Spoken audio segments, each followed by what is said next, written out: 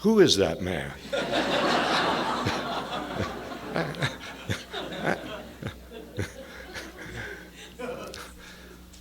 Never been introduced with Sufi philosophy. I will always cherish this moment, David. And,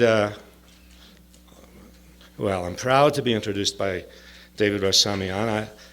How shall I describe him? Well, I'll introduce now David Barsamian. We'll go back and forth. I guess he's the I.F. Stone of broadcasting. And for those of you who don't know who I.F. Stone is, I can tell you that I.F. Stone is the David Barsamian of newspaper journalism. So, thanks, David, for those modest words.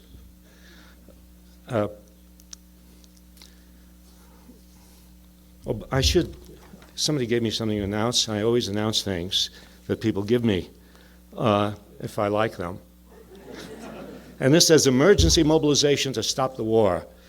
And there's going to be a great gathering, a national march on the Pentagon on June 5th.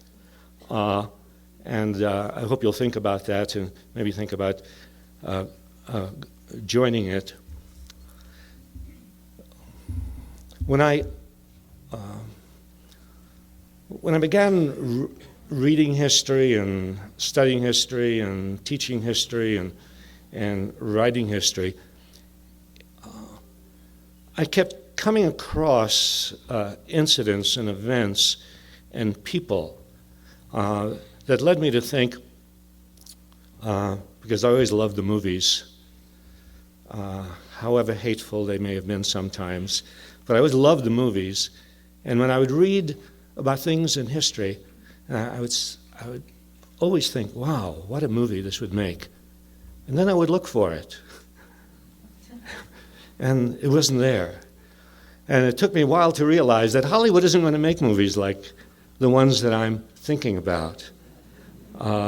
Hollywood isn't going to make movies that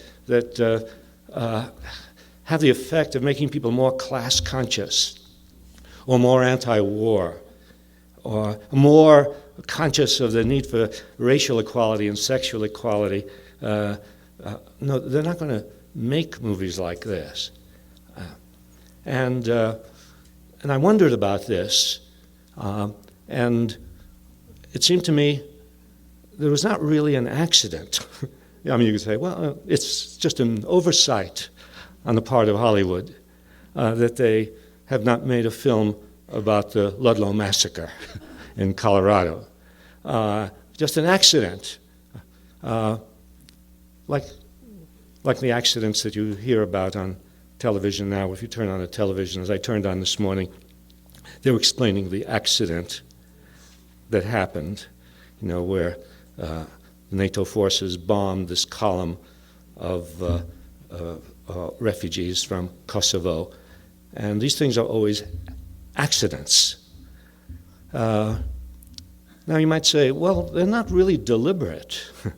They didn't really mean to do this. But they're not accidents. That is, nobody got together in a room. The people in Hollywood didn't get together in a room and decide, we're going to just do this kind of film and not the other kind of film. And nobody in NATO headquarters or in the United States government had to get together and say, we're going to bomb civilians. They don't have to do that, and yet it's not an accident. There was somebody at one point who used the expression to describe events which are not accidents, not planned deliberately, but are something in between. He called it the natural selection of accidents, where if there's a certain structure to a situation, then these things will inevitably happen, whether anybody plans them or not. And so the structure of war is such that innocent people are going to get killed. I heard President Clinton, I know it's surprising to you to hear a political harangue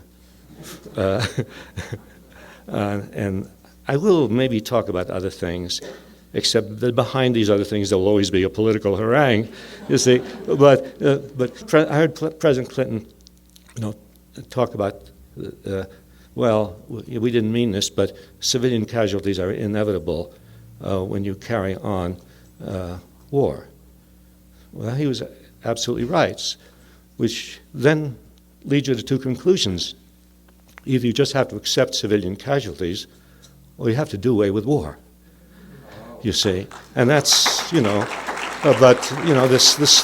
second is unthinkable, And so it's the structure of war is such, and the structure of Hollywood is such that it will not produce the kind of films that I imagined when I read history, when I began to write history.